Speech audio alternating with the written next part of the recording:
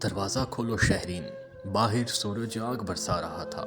یہ ایک بڑا گھر تھا جس کے 3 حصے تھے۔ دروازے کے بیچ والی گیلری ان تینوں مکینوں کو جوڑے رکھتی تھی۔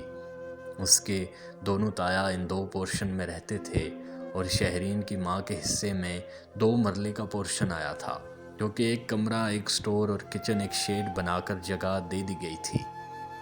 شہرین میری دھی دروازہ کھول، اماں نے کنڈی کھڑکاتے زور سے آواز دی۔ شہرین کا ایک بھائی چھوٹا تھا اور ایک چھوٹی بہن زرین تھی جو کہ 8ویں کلاس میں پڑھتی تھی اور شہرین BA کی اسٹوڈنٹ تھی۔ اس نے اماں کی آواز سنتے ہی بھاگ کر دروازہ کھولا۔ باہر اماں پسینے سے بھیگی کھڑی تھی۔ اس نے بھاگ کر روح افزا کا شربت برف ڈال کر گلاس اماں کو پکڑایا، جسے اماں نے ایک ہی سانس میں خالی کر دیا۔ اف اللہ، غضب خدا کا، اتنی گرمی ہے باہر، سمجھو جہنم آگ برسا رہی ہے۔ اماں نے شربت کے اوپر ایک گلاس ٹھنڈا پانی غٹا غٹ چڑھا لیا۔ تو اماں، کس نے کہا تھا ابا کی پینشن آتے ہی بازار سے سودا لینے چلی جاؤ؟ تھوڑا ٹھنڈا ٹائم ہونے کا انتظار کر لیتی۔ ابا تو اوپر چلے گئے، یہ نہ سوچا کہ پیچھے ان کے بچے اور بیوی کیا کریں گی۔ شہرین نے بغیر سوچے سمجھے بولنا شروع کر دیا۔ پتر، تجھے اللہ کا واسطہ، خدا کا بندہ تھا، خدا نے لے لیا۔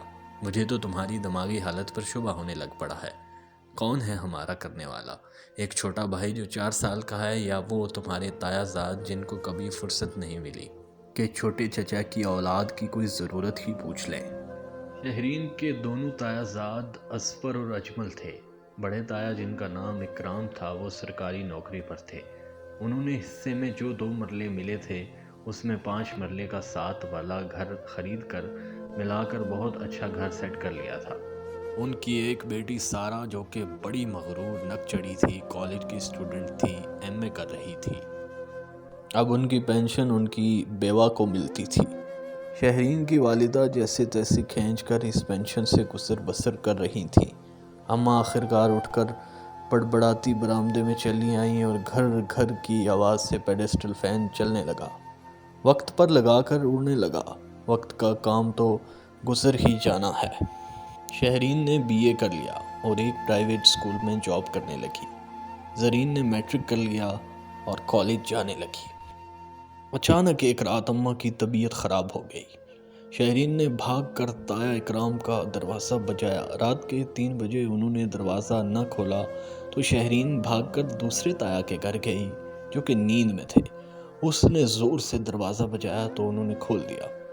کیا ہوا ہے؟ اتنی رات کو اتنی زور سے دروازہ کیوں بجایا تم نے؟ وہ باہر نکلتے ہی زور سے دھاڑے۔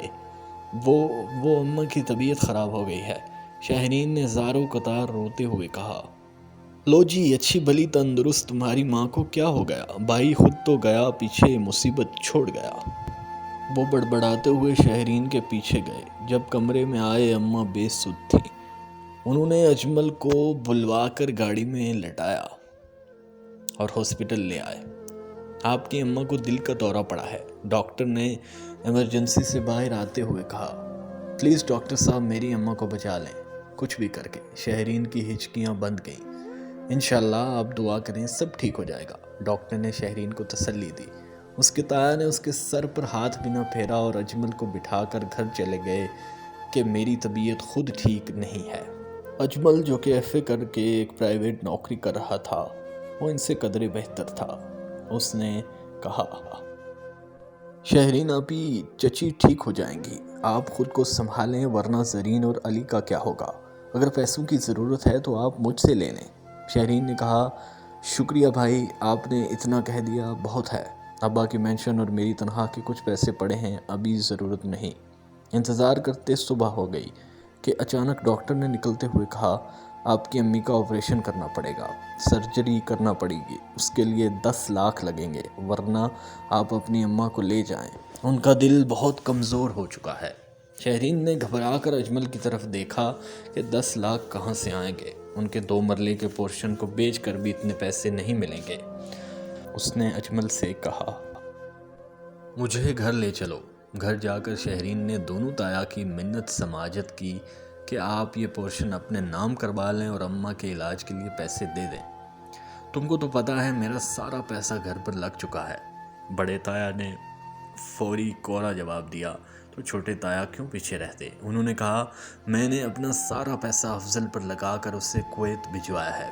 شہرین کی التجا کو سب نے نظر انداز کر دیا تو شہرین نے عجیب سی نظروں سے ان کو دیکھ کر اجمل کے ساتھ ہاسپٹل چلی آئی۔ میرے ذہن میں ایک خیال آیا ہے، کیوں نہ بھائی افضل سے رابطہ کر کے بات کروں، اب تو انہوں نے کافی پیسہ کما لیا ہوگا۔ اجمل نے کچھ سوچتے ہوئے شہرین سے کہا جب کوئی کام نہ آیا تو وہ کیا کام آئیں گے؟ شہرین نے بے اعتباری سے کہا، لیکن اجمل نے افضل سے رابطہ کر کے ساری بات بتائی۔ مبارک ہو شہرین آپی، افضل بھائی پیسے بھیج رہے ہیں، کل تک پہنچ جائیں گے۔ اجمل نے کہا کیا کہہ رہے ہو تم؟ شہرین آنسو پیتے ہوئے حیرانگی سے بولی، ڈاکٹر صاحب میری اماں کا آپریشن شروع کر دیں، ایڈوانس میں 2 لاکھ جمع کروا رہی ہوں، باقی انشاءاللہ کل تک دے دوں گی۔ اماں کا آپریشن ٹھیک ہو گیا، اماں اب ہوش میں تھیں۔ میرے علاج کے پیسے کس نے دیے؟ اماں نے شہرین سے پوچھا، جو کہ اماں کے ہوش میں آنے کا سن کر کمرے میں آئی تھی۔ اماں دیکھا خدا نے کیسے مدد کی آپ کی، افضل بھائی نے پیسے بھیجے ہیں، شہرین نے اماں کو جواب دیا۔ اماں نے افضل کو دعائیں دینا شروع کر دی۔ اگلے دن اماں کو ہاسپٹل سے ڈسچارج کر دیا گیا۔ جب وہ گھر آئیں تو سب سے خوش دلی سے ملی۔ اجمل اور شہرین نے پیسوں کا ذکر کسی سے نہیں کیا۔ ایک رات زور سے چیخوں کی پکار سے شہرین اور اماں کی آنکھ کھلی تو وہ بھاگ کر باہر آئیں۔ کیا دیکھتی ہیں کہ تایا اکرام کے گھر کو رات آگ لگ گئی۔ بجلی کے تاروں کے سرکٹ سے پورا گھر جل کر راکھ ہو گیا، مگر شکر ہے کہ تایا تائی اور سارا کی جان بچ گئی۔ تایا کے دونوں ہاتھ جھلس گئے تھے، ان کو شہرین کی اماں اپنے پورشن میں لے آئیں۔ جب تک گھر دوبارہ نہیں بن جاتا آپ ادھر رہیں، مجھے معاف کر دو سکینہ، میں دن رات حسد کی آگ میں جلتا رہا، تمہاری کوئی مدد نہیں کی تو خدا نے میرے ساتھ کیا کیا۔ بڑے تایا معافیاں مانگنے لگے، آپ ایسا کہہ کر مجھے شرمندہ نہ کریں، یہ آپ کا ہی تو گھر ہے۔ شہرین کی اماں سکینہ نے جواب دیا۔ پھر دوسرے تایا کی فیملی بھی آ گئی اور ہاتھ جوڑ کر کہا، مکافات عمل ہے، اگر ہم کسی کے کام نہ آئیں تو کل کوئی ہمارے کام بھی نہیں آئے گا۔ ہم آج افضل کے لیے شہرین کا رشتہ مانگتے ہیں۔ چھوٹے تایا نے کہا، اماں کیوں خدا کی رحمت سے انکار کرتی؟ ادھر شہرین کے بھی خوشی کے مارے آنسو نکل آئے کہ اتنا اچھا انسان اس کی زندگی میں شامل ہونے جا رہا تھا، جس نے بر وقت مدد کر کے اس کی اماں کو نئی زندگی دی تھی، بلکہ اس نے دونوں گھروں کی آنکھیں بھی کھول دی تھی۔ خدا ہمارے لیے جو بھی کرتا ہے بہتر کرتا ہے۔ آج اس کو اس بات کی سمجھ آئی تھی۔